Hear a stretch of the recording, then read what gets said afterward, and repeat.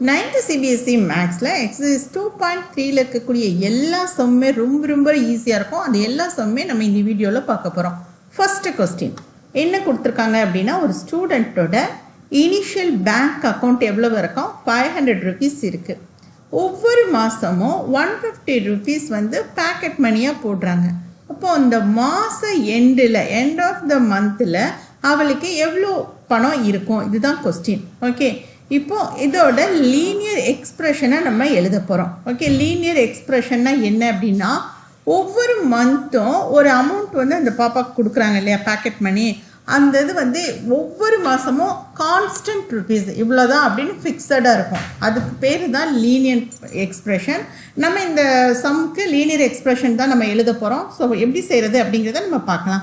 First அவகிட்ட இருக்கக்கூடிய initial amount, okay, bank balance வந்து என்னவா இருக்குது அப்படின்னு கேட்டிங்கன்னா, இனிஷியல் பேங்க் பேலன்ஸ் வந்து 500 rupees இருக்குது. ஓகே, இப்போது ஃபஸ்ட்டு மந்த்து. ஓகே, அப்போது என்ன கொடுக்குறாங்க? பேக்கெட் மணி 150 rupees கொடுக்குறாங்க.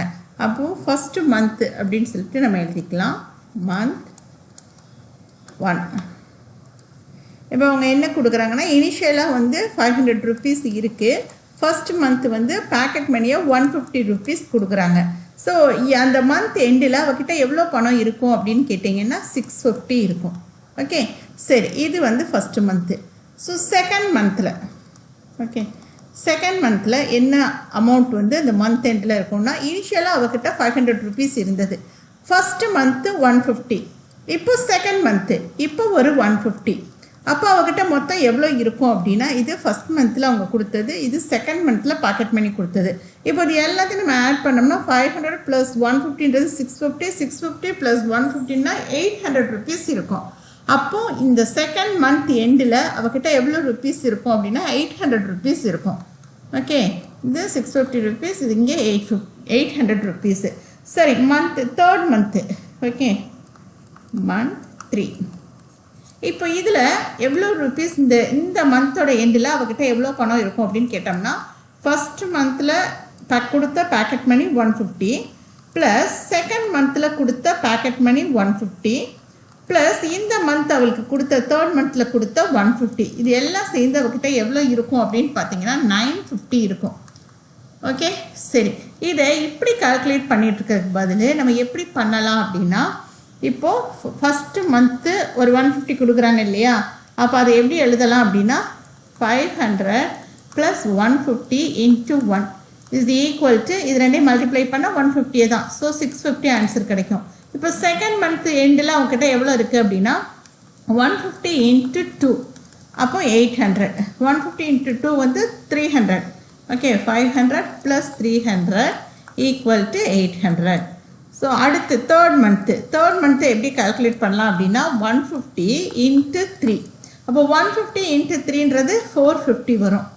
450 + 500ன்ன போது 950 கிடைக்குது. ஸோ இந்த மாதிரி நம்ம கால்குலேட் பண்ணலாம். இப்போது லாஸ்ட் என்ன கேட்காங்கன்னா, nth மந்த்து அவளோட கையில் எவ்வளோ பணம் இருக்கும்? இதுதான் நம்மளோட லீனியர் எக்ஸ்பிரஷன். இப்போ மந்த்தை வந்து நம்ம எப்படி பண்ணியிருக்கோம்? இந்த 150யோட மல்டிப்ளை பண்ணியிருக்கோம். அப்போது nth மந்த்துன்னு சொல்லும்போது 500 + 150 × n. n அப்படிங்கிறது என்னன்னா நம்பர் ஆஃப் மந்த்ஸ். ஓகே, என்னன்றது என்னது? Number of months. எத்தனை மாதம் அப்படிங்கிறத தான் நம்ம என்னன்னு சொல்லி போட்டிருக்கோம். இப்போ அவங்க கேட்டதோட லீனியர் எக்ஸ்பிரஷன் என்ன அப்படின்னு கேட்டிங்கன்னா 500 + 150n. இப்போ இந்த மந்த் இன்க்ரீஸ் ஆக இந்த அமௌண்ட்டும் இன்க்ரீஸ் ஆகும். ஸோ எவ்வளோ மந்த் இருக்கோ அதோட 150யை மல்டிப்ளை பண்ணிவிட்டு அது கூட 500 ஆட் பண்ணால் நமக்கு தேவையான ஆன்சர் கிடச்சிரும். ஓகே, இதுதான் அவங்க கேட்ட லீனியர் எக்ஸ்பிரஷன். ஓகே, இப்போ இதே மாதிரி அடுத்த சம் எப்படி ஈஸியாக செய்கிறது அப்படிங்கிறத நம்ம பார்க்கலாம். இப்போது 2.3ல செகண்ட் கொஸ்டின் பார்க்குறோம். சரி, என்ன கொடுத்துருக்காங்க அப்படின்னா, ஒரு ரேலி ஸ்டார்ட் ஆகும்போது அதில் 120 members வந்து பார்ட்டிசிபேட் பண்ணியிருக்காங்க. ஒவ்வொரு 1 hour முடிவுலையும் 9 பேர் ட்ராப் அவுட் ஆயிடுறாங்க. ஓகே, ஈச் அவர் ஒவ்வொரு 1 மணி நேரம் எண்டிலையும் 9 members drop out of the group. Okay, அப்போது இதுக்கு எப்படி பேட்டர்ன் போடுறது? அவங்க என்ன சொல்லியிருக்காங்க, ஃபஸ்ட்டு 1 ஹவரில் எவ்வளோ பேர் ரிமைனிங் இருப்பாங்க, செகண்ட் ஹவர் முடியும் போது எத்தனை பேர் இருப்பாங்க, தேர்ட் ஹவர் முடியும் போது எத்தனை பேர் இருப்பாங்க. இதுதான் உங்கள் கொஸ்டின். இதை பேஸ் பண்ணி ஒரு லீனியர் எக்ஸ்பிரஷன் கொடுங்க அப்படின்னு சொல்லி கேட்டிருக்காங்க. எந்த இதுக்கு? nth ஹவருக்கு. சரி, ஓகே, நம்ம இந்த சம் ரொம்ப ஈஸியாக செய்யலாம். அது எப்படி அப்படின்னு பாருங்கள். இனிஷியலாக இந்த ரேலியில் எத்தனை பேர் இருந்தாங்க அப்படின்னா, ஓகே, எத்தனை பேர் இருந்தாங்க? Members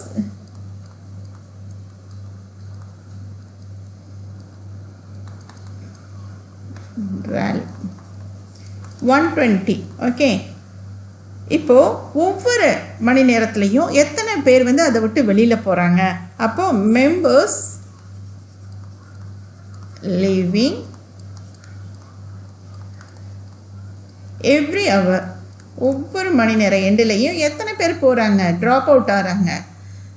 9 members. ஓகே, இப்போது நம்ம வந்து இந்த பேட்டர்னை வந்து அப்சர்வ் பண்ண போகிறோம். என்ன மாதிரி இருக்குது அப்படின்னு சொல்லி நம்ம பார்க்க போகிறோம். ஃபஸ்ட்டு இனிஷியலாக எத்தனை பேர் இருந்தாங்க? Initial member. ஸோ நம்ம பேட்டர்ன், இப்போ அவங்க பேட்டர்ன் தானே கேட்டிருக்காங்க. ஸோ நம்ம பேட்டர்ன் கொடுக்க போகிறோம். ஸோ இனிஷியலாக இருந்த மெம்பர்ஸ் வந்து இனிஷியல் மெம்பர் வந்து 120. ஓகே, ஃபஸ்ட்டு 1 ஹவர் எண்டில், அப்போ ஆஃப்டர் 1 ஹவர், 1 ஹவர் முடிஞ்சதுக்கப்புறம் எத்தனை பேர் ட்ராப் அவுட் ஆனாங்க? 120லேருந்து 9. அப்போ ஆன்சர் என்னென்னா எத்தனை பேர் ரிமைனிங் இருந்திருப்பாங்க அப்படின்னா 111. ஓகே, இப்போ ஆஃப்டர் 2 ஹவர்ஸு, 2 மணி நேரம் எண்டில் எத்தனை பேர் வெளியில் போயிருப்பாங்க அப்படின்னா, ஃபஸ்ட்டு 1 மணி நேரத்துக்கு பாருங்கள் 120 பேர் மொத்தம் இனிஷியலாக இருந்தவங்க. ஃபஸ்ட்டு 1 ஹவர் எண்டில் 9 பேர் போயிட்டாங்க. அடுத்த 1 ஹவரில் 9 பேர். அப்போ 9 + 9ன்றது 18. இதை நம்ம எப்படி எழுதலாம் அப்படின்னா -2 × 9. ஓகே, இப்போது 9 இப்போ ஃபஸ்ட்டு 1 ஹவரில் 9, செகண்ட் ஹவரில் வந்து 9 அப்படின்னா -9 -9, இது ரெண்டையும் நம்ம ஆட் பண்ணும்போது என்ன கிடைக்கும்? 18 கிடைக்கும். இதே இது 9 2ஆல் மல்டிப்ளை பண்ணால் நமக்கு என்ன கிடைக்கும்? 18 கிடைக்கும். நம்ம அதை தான் இங்கே எழுதியிருக்கோம். ஓகே, அப்போ 120ல் 18 போயிட்டாங்கன்னா 102 இருக்காங்க பேலன்ஸு. ஓகே, இப்போ அடுத்து ஆஃப்டர் 3 ஹவர்ஸு, ஓகே, 3 மணி நேரம் முடிஞ்சதுக்கப்புறம் ரேலியிலேருந்து எத்தனை பேர் வெளியேறியிருப்பாங்க அப்படின்னு கேட்டிங்கன்னா 120 -9 -9 -9. இது ஃபஸ்ட்டு 1 ஹவரில் வெளியில் போனது. அப்புறம் ஃபஸ்ட்டு 2 ஹவர்ஸில், ஃபஸ்ட்டு 3 ஹவர்ஸில். இப்போது 9 + 9ன்றது 18, 18 + 9ன்றது 27. இதையே நம்ம எப்படி எழுதலாம்? 3 × 9 சொல்லி எழுதலாம். ஓகே, அப்போ எத்தனை பேர் போய் பேலன்ஸ் இருப்பாங்க அப்படின்னா 93 மெம்பர்ஸ் பேலன்ஸ் இருக்காங்க. இப்போது நம்ம இதுக்கு லீனியர் பேட்டர்ன் கொடுக்க போகிறோம். லீனியர் எக்ஸ்பிரஷன் எப்படி எழுத போகிறோம் அப்படின்னு பார்க்கலாம். லீனியர் எக்ஸ்பிரஷன், இப்போ அவங்க அதுதானே கேட்டிருக்காங்க. Linear expression for nth hour. nth hour எண்டிங்கில் எத்தனை பேர் போயிருப்பாங்க அப்படின்னா, இப்போது ஃபஸ்ட்டு 1 ஹவர்னும் போது 1 × 9. ஓகே, ஃபஸ்ட்டு 2 ஹவர்ஸ்னும் போது 2 × 9. ஃபஸ்ட்டு 3 ஹவர்ஸ் எண்டில் என்னும்போது 3 × 9. அப்போ nth ஹவர் எண்டுன்னும் போது நம்ம என்ன கொடுப்போம்? n × 9 சொல்லி கொடுப்போம். அதுதானே ஆன்சர் வரும். அப்போது nth ஹவர் எண்டில் எப்படி இருக்கும் அப்படின்னா 120 - n × 9. n அப்படிங்கிறது என்ன அப்படின்னா, இந்த இடத்துல n அப்படிங்கிறது எதை ரெப்ரசன்ட் பண்ணுது? இதை எப்படி எழுதலாம் அப்படின்னா 120 - 9n இப்படி எழுதலாம். இப்போ இந்த இடத்துல n அப்படிங்கிறது என்னத்தை எதை ரெப்ரசன்ட் பண்ணுது அப்படின்னா நம்பர்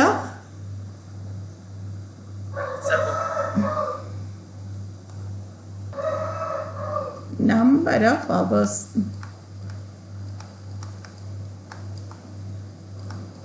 ஓகே, அவ்வளோதான் இந்த சம். நம்ம அவங்க கேட்ட லீனியர் எக்ஸ்பிரஷன் கொடுத்துட்டோம். அவங்க கேட்ட லீனியர் எக்ஸ்பிரஷன் ஆன்சர் என்ன அப்படின்னு கேட்டிங்கன்னா 120 - 9 × n. என்னங்கிறது நம்பர் ஆஃப் ஹவர்ஸ். எத்தனை ஹவர்ஸ்ன்றதை நம்ம இந்த இடத்துல சப்ஸ்டியூட் பண்ணி அதை 9ஆல் மல்டிப்ளை பண்ணி 120லேருந்து மைனஸ் பண்ணால் எத்தனை பேர் மீதம் இருப்பாங்க அப்படிங்கிற ஆன்சர் நமக்கு கிடச்சிரும். ஓகே, அவ்வளோதான் செகண்ட் சம். இப்போ தேர்ட் சம். இப்போ நம்ம தேர்ட் கொஸ்டின் பார்க்குறோம். இதுக்கான லீனியர் பேட்டர்ன் நம்ம கொடுக்க போகிறோம். கொஸ்டினில் என்னெல்லாம் கொடுத்துருக்காங்க அப்படின்னா, ஒரு ரெக்டாங்கிளோட லென்த் வந்து கொடுத்துட்டாங்க. என்னென்னு கொடுத்துருக்காங்க? 13 சென்டிமீட்டர்னு கொடுத்துட்டாங்க. அதோட ஏரியா கேட்டிருக்காங்க. எப்படி கேட்டிருக்காங்க அப்படின்னா பிரெத்து வந்து டிஃப்ரெண்ட்டாக கொடுத்துருக்காங்க. ஒவ்வொன்றா கொடுத்துருக்காங்க. பிரெத்து வந்து 12 சென்டிமீட்டர்னு ஒன்று கொடுத்துருக்காங்க, 10 சென்டிமீட்டர்னு ஒன்று கொடுத்துருக்காங்க, 8 சென்டிமீட்டர்னு ஒன்று கொடுத்துருக்காங்க. இதுக்கான லீனியர் பேட்டர்ன் நம்மக்கிட்ட கேட்டிருக்காங்க. ஓகே, இப்போது ஃபஸ்ட்டு அவங்க கொடுத்துருக்கதை நம்ம எழுதிக்கலாம். என்ன கொடுத்துருக்காங்க? ரெக்டாங்கிளோட லென்த்து கொடுத்துருக்காங்க. So length of rectangle. Okay, இதுதான் நம்ம கொடுத்துருக்குது. லென்த் ஆஃப் ரெக்டாங்கிள் என்ன கொடுத்துருக்காங்க அப்படின்னா 13 சென்டிமீட்டர். இது அவங்க கொடுத்துருக்குது. ஓகே, பிரெத்து என்ன கொடுத்துருக்காங்கன்னா பிரெத்து சப்டிவிஷன் 1 வந்து 12 சென்டிமீட்டர், அடுத்து சப்டிவிஷன் 2 வந்து 10 சென்டிமீட்டர், அடுத்து சப்டிவிஷன் 3 வந்து 8 சென்டிமீட்டர். சரி, நமக்கு ரெக்டாங்கிளோட ஏரியா கண்டுபிடிக்கிறதுக்கு என்ன ஃபார்முலான்னு தெரிஞ்சுக்கணும், இப்படி தானே? அப்போது area of rectangle is equal to நமக்கு ஏற்கனவே தெரியும்ல, ஏரியா ஆஃப் ரெக்டாங்கிள் என்னன்னு தெரியும், லென்த் இன்ட்டு பிரெத்து.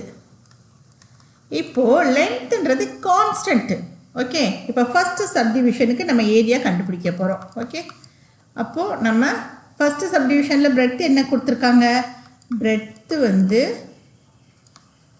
12 சென்டிமீட்டர்னு கொடுத்துட்டாங்க. ஓகே, இதுக்கு நம்ம ஏரியா கண்டுபிடிக்கணும். அப்போ area of rectangle is equal to 13 into 12. Length வந்து 13, ஏன்னா அது கான்ஸ்டன்ட்டு. பிரெத்து வந்து 12 சென்டிமீட்டர் கொடுத்துருக்காங்க. இது ரெண்டையும் நம்ம மல்டிப்ளை பண்ணும்போது 156 சென்டிமீட்டர் ஸ்கொயர்னு நம்ம எழுதணும். ஏரியான்னும் போது அவங்க என்ன ஸ்கேல் கொடுத்துருக்காங்களோ, சென்டிமீட்டர்னு கொடுத்தாங்கன்னா நம்ம சென்டிமீட்டர் ஸ்கொயர்னு சொல்லி நம்ம எழுதணும். ஓகே, இப்போ 156 சென்டிமீட்டர் ஸ்கொயர். அடுத்து நம்ம கண்டுபிடிக்க வேண்டியது என்னது? Breadth 10 centimetre. 10 சென்டிமீட்டர். இப்போ இதுக்கு ஏரியா கண்டுபிடிக்கணும். Area of rectangle is equal to 13 into 10 equal to 130 centimetre square. இப்போ இதுக்கு கண்டுபிடிச்சாச்சு. இப்போ சப்டிவிஷன் 3க்கு கண்டுபிடிக்கணும். ஒவ்வொரு பிரெத்தோட அளவுக்கும் நம்ம ஏரியா கண்டுபிடிக்கணும். என்ன கொடுத்துருக்காங்க? 8 சென்டிமீட்டர். அப்போ area of rectangle is equal to 13 into 8 equal to 104 centimetre square. Okay, இப்போ நம்ம அவங்க கொடுத்துருக்க எல்லாத்துக்கும் நம்ம கண்டுபிடிச்சாச்சு.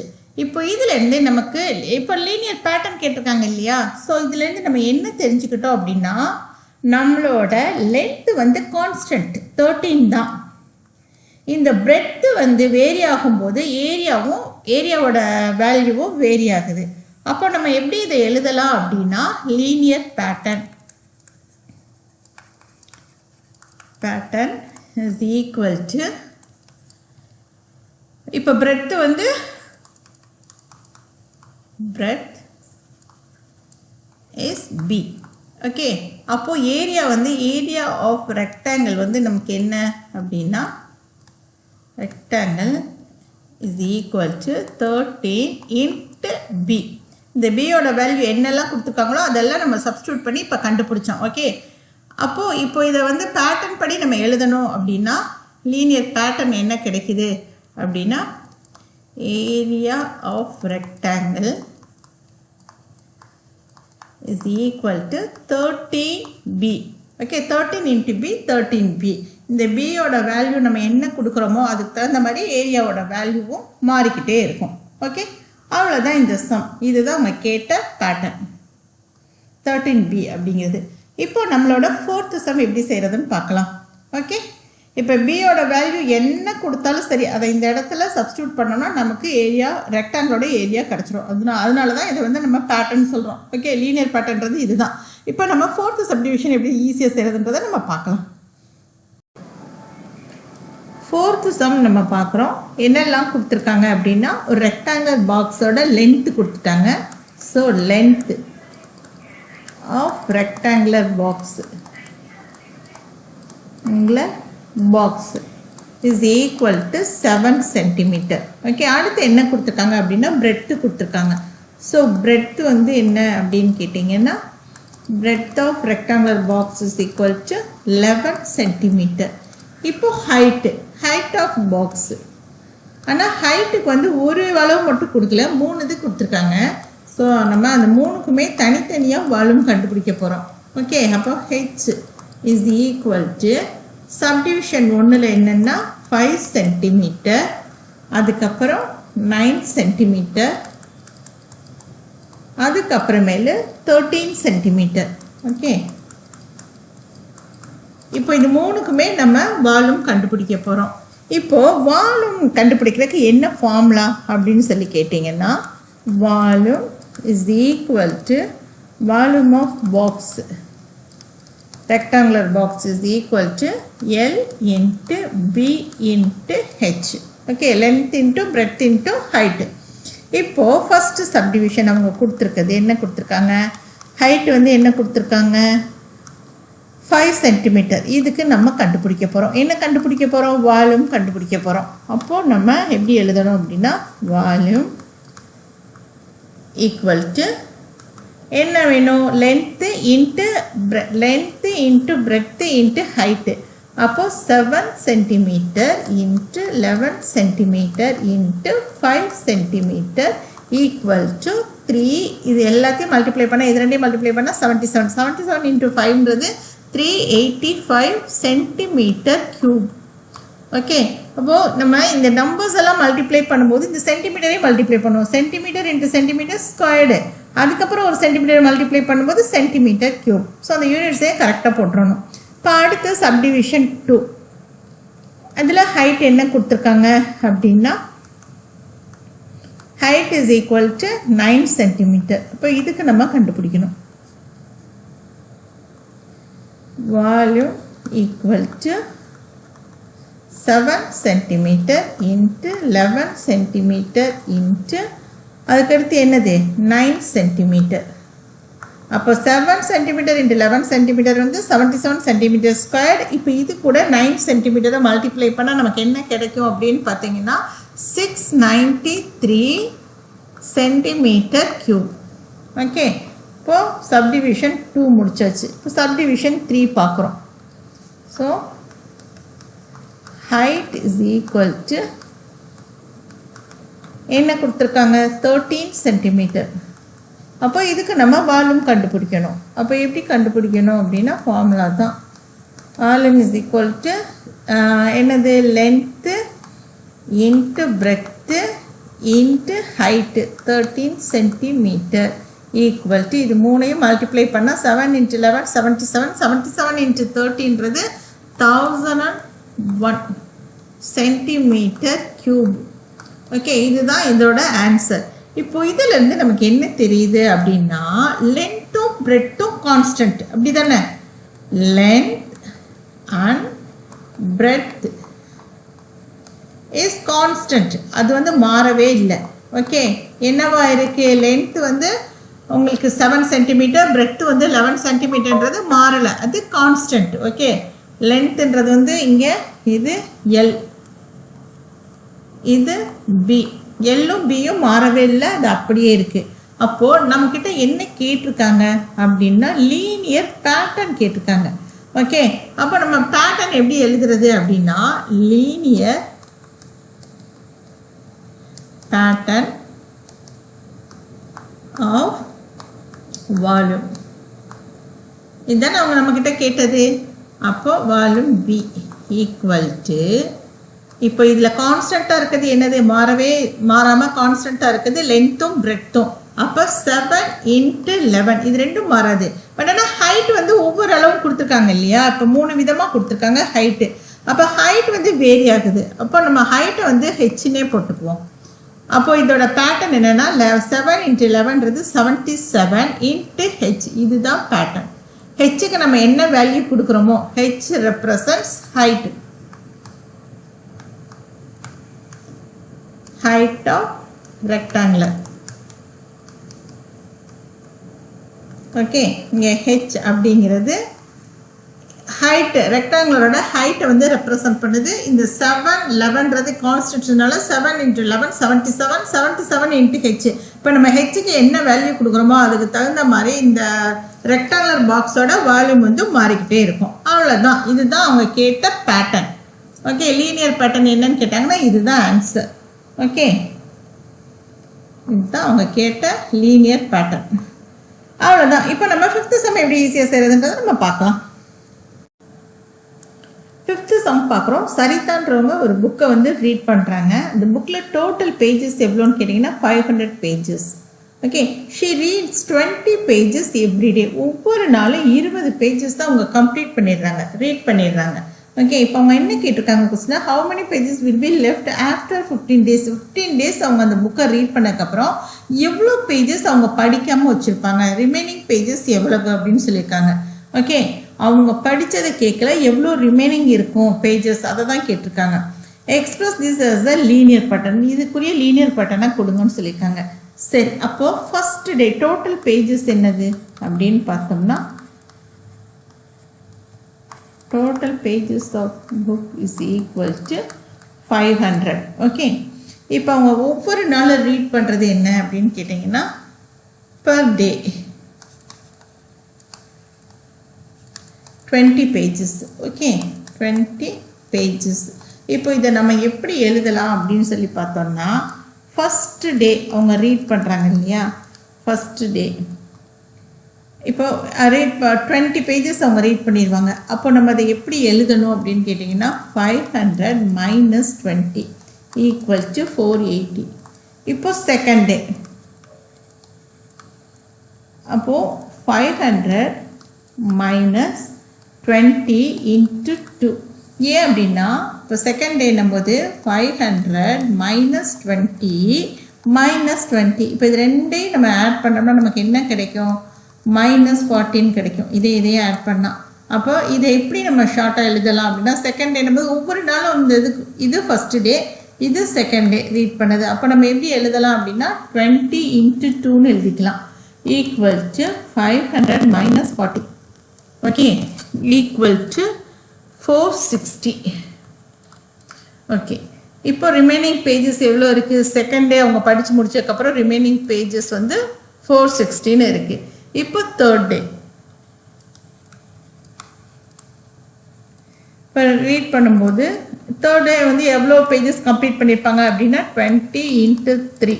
ஏன்னா 500 - 20 - 20 - 20 இது ஃபஸ்ட் டே ரீட் பண்ணது, இது செகண்ட் டே ரீட் பண்ணது, தேர்ட் டே ரீட் பண்ணதுன்னும் போது இந்த மாதிரி. இப்போ இப்படி எழுதுறதுக்கு பதில் நம்ம 20 × 3ன்னு போட்டிருக்கோம்.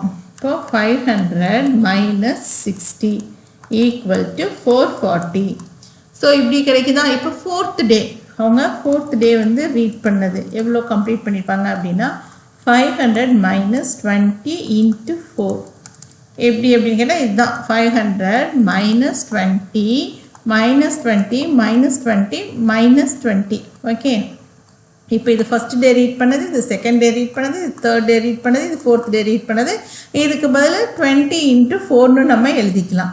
அப்போ 500 - 80 = 420. இப்போ அவங்க என்ன கேட்டிருக்காங்க, left how many pages will be left after 15 days அப்படின்னு கேட்டிருக்காங்க. அப்போ ஆஃப்டர் 15 டேஸ், இப்போ 15th டேன்னும் போது என்ன வரும் அப்படின்னா 500 - 20 × 15 = 500 - இது ரெண்டையும் மல்டிப்ளை பண்ணும்போது 15 × 2ன்றது 30, 30யோட 0 சேர்க்கும்போது 300.